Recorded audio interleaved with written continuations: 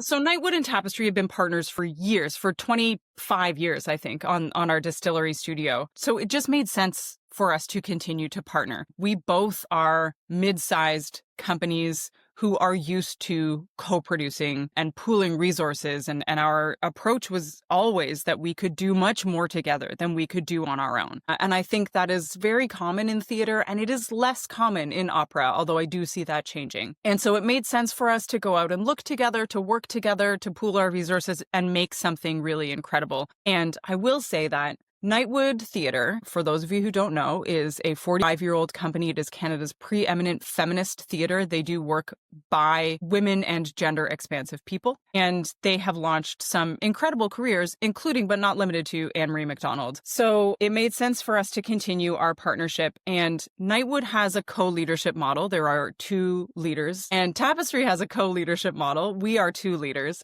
And so every decision we made for 3 solid years and into the future, into the foreseeable future, was made by consensus with at least 4 people. And sometimes the architects would be involved, and then it would be 6 people. And sometimes our theatrical project designer would be involved, and then it would be 7 people. And the number of conversations we had about the most minute details, I will say this, we could not have gotten where we got without the level of trust and communication that we practiced every single day with one another.